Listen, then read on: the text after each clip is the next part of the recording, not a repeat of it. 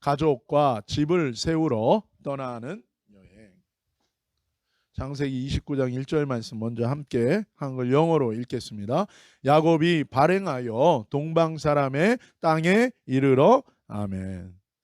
오늘 본문의 이 말씀은 지난주 우리가 살펴봤던 이 본문과 비교할 수 있습니다. 지난주 우리가 봤던 창세기 28장 10절 말씀 같이 읽겠습니다. 야곱이 브엘세바에서 떠나 하란으로 향하여 가더니. 아멘.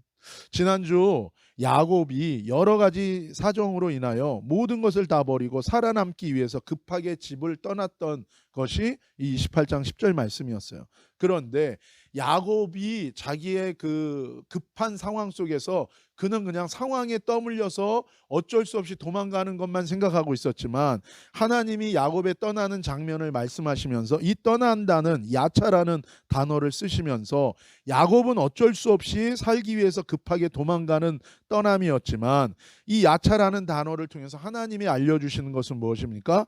하나님의 목적을 이루기에, 그 인생을 향한 하나님의 미션을 이루기 위해, 성취하기 위해서 하나님이 떠나게 하시고 그의 손을 붙들고 데려가시고 그에게 찾아오시는 하나님의 은혜와 하나님의 인도하심과 역사하심이 있다는 것을 말씀해 주셨습니다.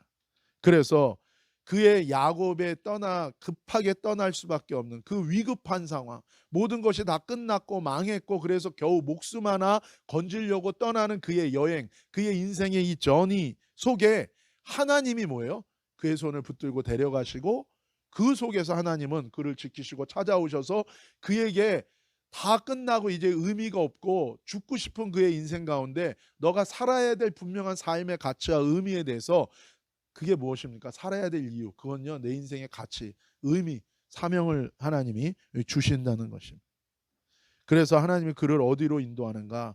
자신의 믿음의 조상들이 거쳐갔던 곳, 하나님께서 자신의 왕국을 세우기 위해 창세 전부터, 세상을 창조할 때부터 정하신 바로 그 장소, 메시아 구원자 예수님을 보내셔서 하나님의 큰 일을 이루시는 그 장소, 모리아산 예루살렘, 그 하나님의 제단으로 야곱을 데리고 가시고 찾아오셔서 그에게 콜링하시고 사명을 주시고 그의 여행에, 인생의 여행에, 지금 떠나는 여행의 목적과 함께 하시고, 결국에는 내가 너에게 허락한 이 모든 것을 이루기까지 내가 너를 떠나지 않고 너를 보호하고 인도하겠다는 이 개런티를, 약속을, 언약을 그와 하나님이 그에게 해주신 거예요.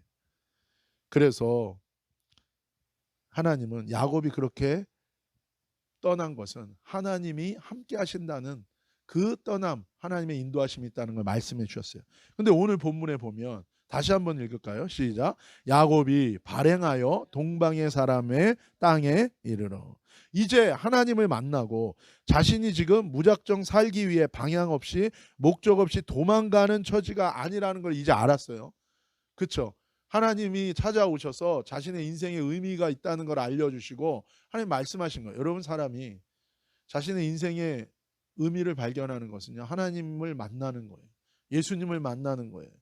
그때 우리는 왜 살아야 되는지에 대한 자기 정체성이 알게 돼요. 왜 그렇습니까? 나의 뿌리가 하나님이기 때문에. 물론 부모님도 마찬가지예요. 부모님도 뿌리예요. 그래서 부모님과의 관계도 중요하고, 근데 더 근본적인 건 하나님이잖아요. 하나님이 우리에게 생명을 주기 때문에 세상을 창조하신 이 하나님, 뿌리 되신 이 하나님을 만날 때 우리는 살아야 되는 진정한 가치와 의미를 알게 돼요. 그리고 무엇을 위해서 살아야 되는지 알게 되는 거예요. 그때 내 인생의 방황이 끝나요.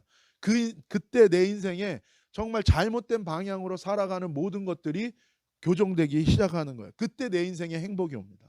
그때 내 삶에 진정한 능력이 오는 거예요. 그래서 야곱이 이제 하나님이 찾아오셔서 그렇게 만난 거예요. 그래서 그때 그가 발견한 것은 무엇입니까? 하나님이 나를 인도했구나. 그리고 내가 있는 이곳이 멸망의 자리, 다 망하고 뱅크럽된 자리가 아니라 여기가 하나님이 나와 함께 계시는 하나님의 집이요, 여기가 하늘문이 열린 곳이구나. 그것을 그가 고백한 거예요.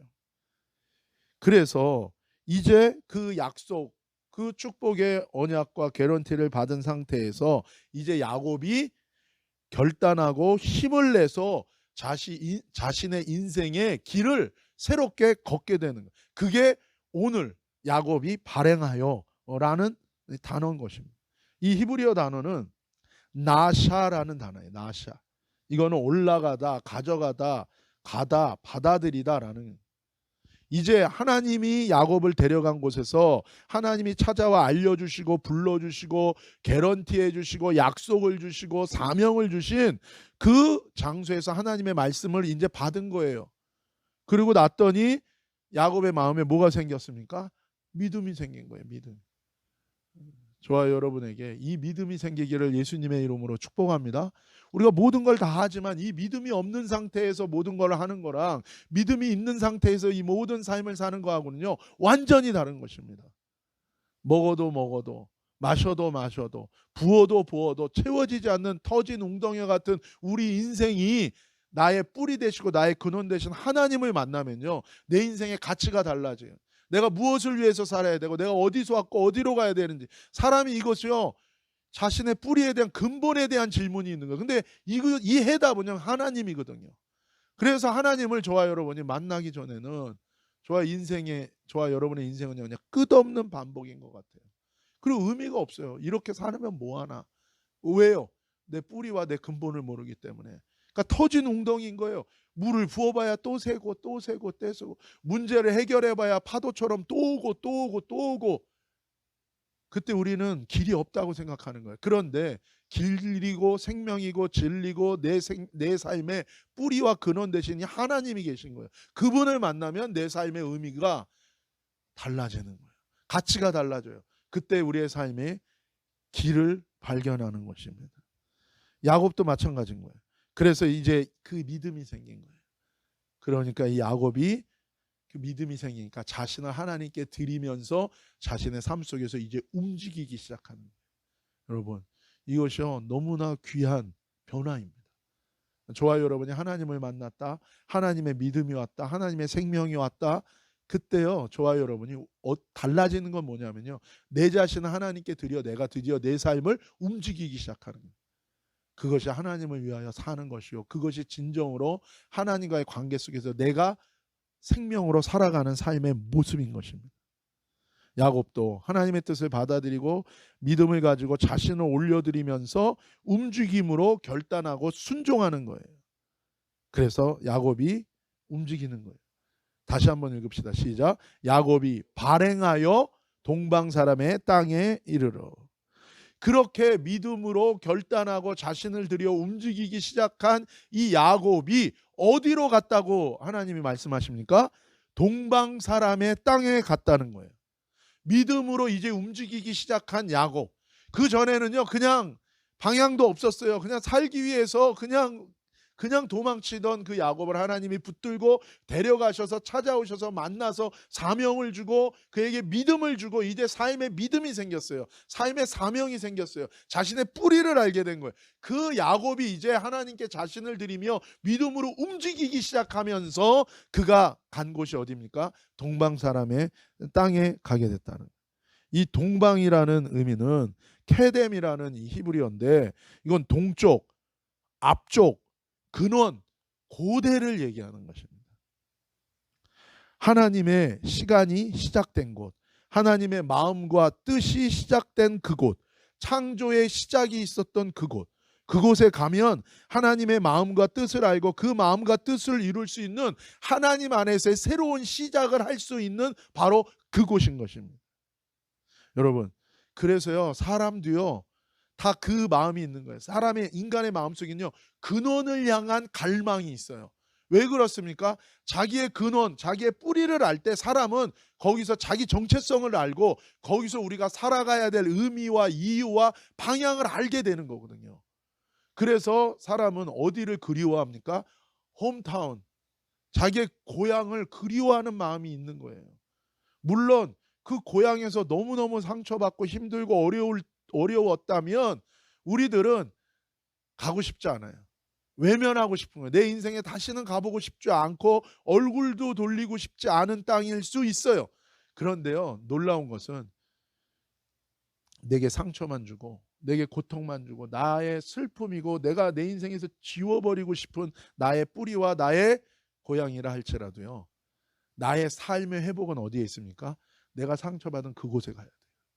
그곳에서 하나님으로 인하여 다시금 내 기억에 재구성을 할 때 그 상처받던 그 자리에서 그것이 치유된다는 것은 무엇입니까? 거기서 이제 내가 회복된 나를 거기서 새롭게 세우는 거예요. 그럴 때 우리가 그것을 넘어갈 수 있게 되는 거예요. 그리고 거기서 나는 새로운 출발을 할 수 있게 되는 것입니다. 이게 인간의 마음속에 있는 거예요. 그래서 한국에서 입양된 아이들이 외국에 가서 잘 살고 성공했다 할지라도 어떤 마음이 들어옵니까? 나를 낳았던 부모는 누굴까? 자기 뿌리에 대한 궁금증이 있는 것입니다. 그게 있는 거예요. 마찬가지입니다. 하나님은 근본적으로 저와 여러분의 뿌리인 하나님과의 이 관계에 대한 갈망이 우리 안에 이 영적 갈망이 있는 거예요. 그건요 실질적인 내 영의 갈망이고 저와 여러분의 인생이 바로 세워지기 위한 진정한 행복과 진정한 평안과 진정한 삶의 만족을 누리기 위한 그것이 채워져야 되는 우리 안에 있는 영적 갈망인 것입니다. 그래서 하나님을 만나야 되는 거예요. 제가 전도하면서 많은 사람을 만나면 예수님에 대해서 얘기하고 하나님에 대해서 얘기하면 어떤 사람들은 말도 안 된다고 얘기해요. 그럴 수밖에 없죠. 왜? 그 사람들은 이미 자기 생각에서 하나님이란 존재를 다 정리해서 없애버렸어요. 하나님이란 존재는 자기와 상관도 없는 거예요. 나에게 필요한 것은 지금 따로 있는 건 거예요. 내 삶에 필요한 여러 가지 니드는 다른 건 거예요. 거기에 하나님이 없는 거예요. 하나님이 완전히 지워진 거예요. 그런데도 그는 그렇게 자기의 생각을 정리했기 때문에 그렇게 말하고 그 논리 속에서 마음을 다지고 감정을 다지고 그러고 있지만 그래도 그 영은 뭐예요? 근본적인 필요가 있어요. 그 사람의 삶의 문제는 하나님을 만나야 해결됩니다. 그 뿌리가 해결되어야 돼요. 그 곳으로 가야 되는 거예요. 하나님이 이 야곱을 이 동방으로 데려간 거예요. 이 동방은 특별하게 믿음의 조상 야곱의 할아버지 아브라함을 하나님이 시작하게 하신 곳이고 그리고 이삭을 시작하게 하신 곳이에요. 이곳에서 하나님은 다시금 하나님의 약속과 뜻을 붙들고 하나님의 믿음으로 살겠다고 결단한 야곱을 믿음의 조상 아브라함을 시작한 그곳으로 하나님의 뜻이 시작된 그곳으로 야곱을 부르셔서 거기서 야곱을 뭐예요? 하나님이 축복하시겠다는 그 언약의 통로로 그 인생을 세우겠다고 한 야곱을 거기서 다시금 출발시키시고 계신 것입니다. 그렇다면 이 과정은 어떤 과정인가? 하나님의 뜻을 이루기 위해서 이 야곱을 이 동방 사람의 땅으로 도착하게 하셨다면 무엇을 구체적으로 이루기 위함인가? 하나님께서 두 가지를 이루게 하십니다.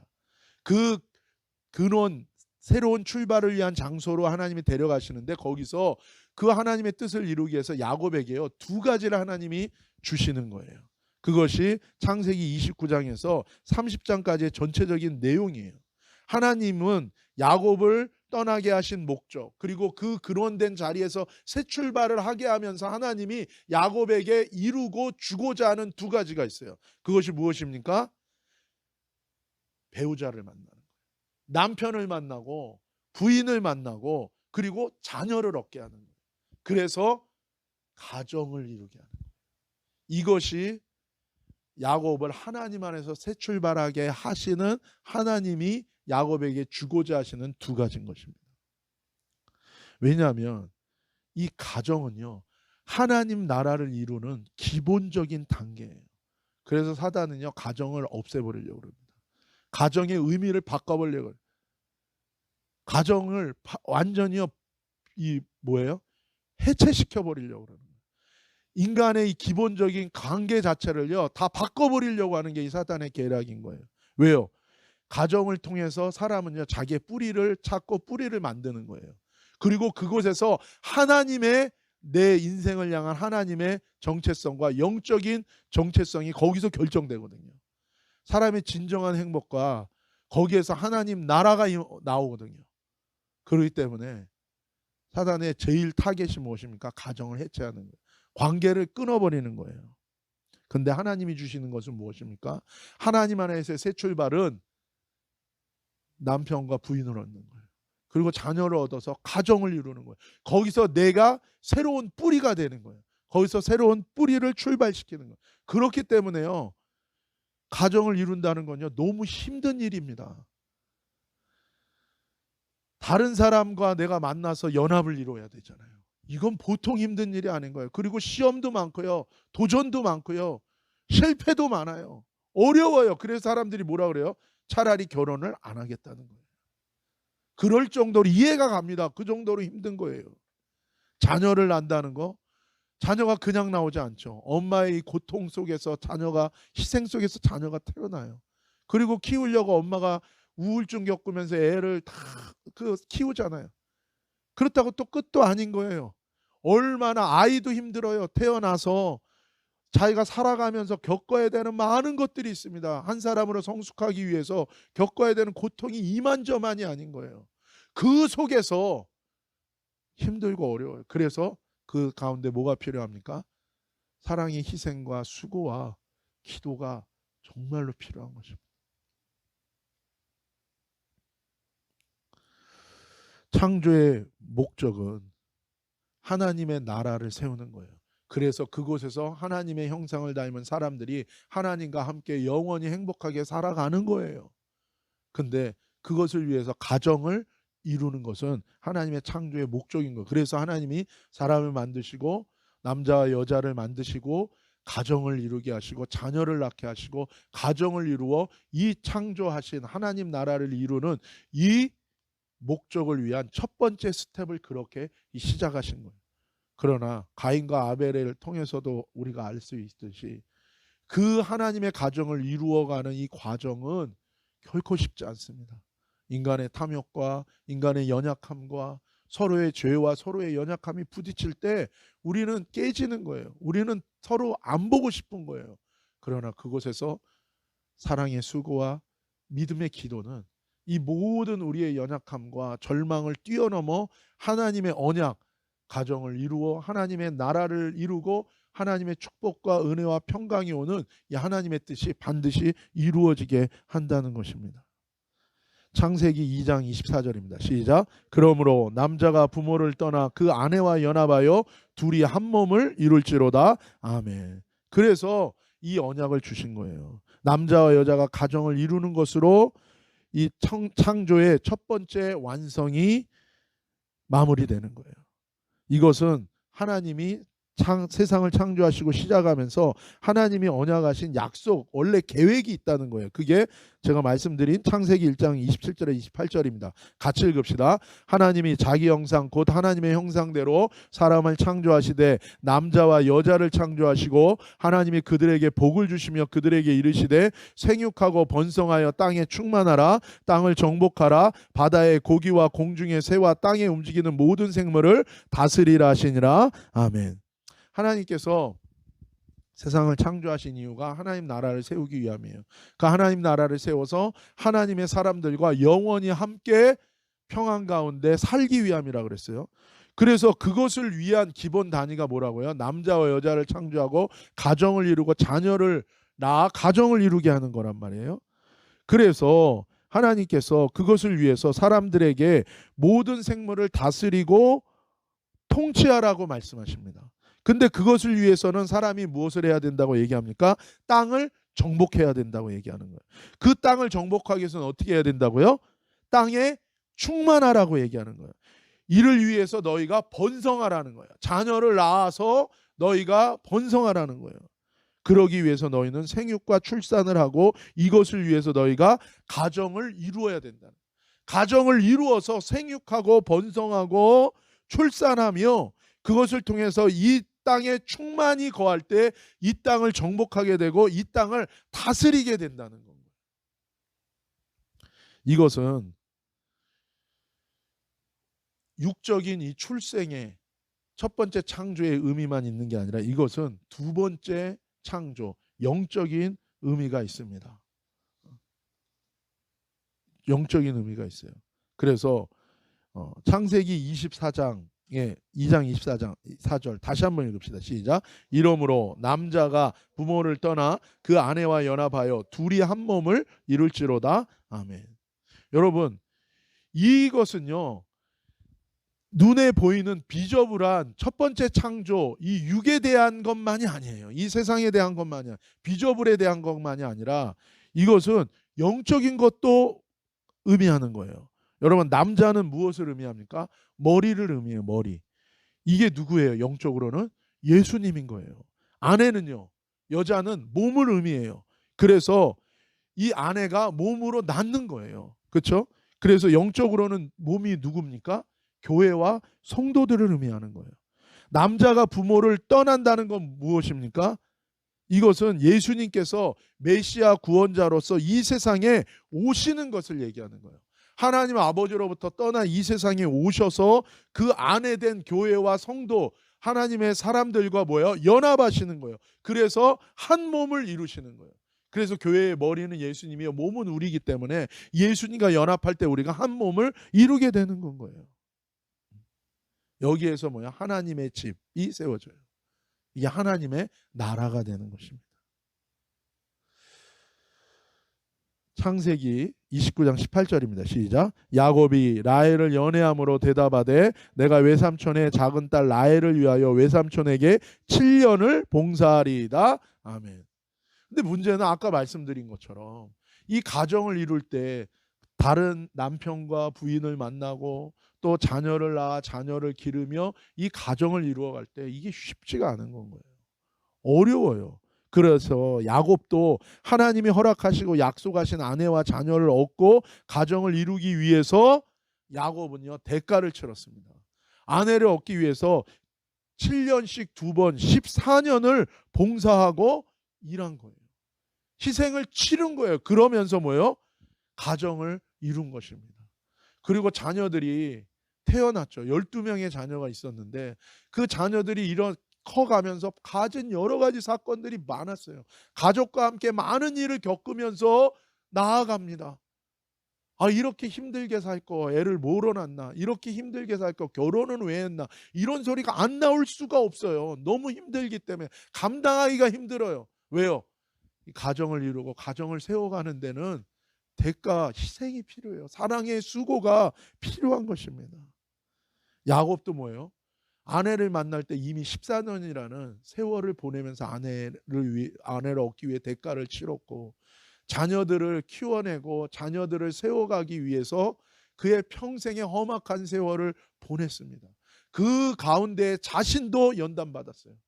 야곱도 인격적으로 부족한 사람이었어요. 야곱도 자신도 세워져 갔습니다. 그냥 넘어가는 게 없는 것 같아요. 나의 부족함이 가족의 관계 속에서 반드시 악영향을 끼치게 돼 있어요. 그것이 다른 사람을 힘들게 하는 것들을 볼 때마다 잠을 못 자고 힘들고 괴로워요. 그럴 때 포기하느냐? 아니죠. 어떻게 포기해요? 사랑의 수고를 하고 사랑의 섬김을 하고 인내하고 기도하면서 반드시 하나님이 나를 변화시키고 사랑하는 내 아내와 사랑하는 내 자녀들을 하나님이 귀하게 만나주시고 세워주실 것을, 그 언약을 붙들고 끝까지 버티는 거예요. 인내로서 그 길을 걸어가는 것입니다.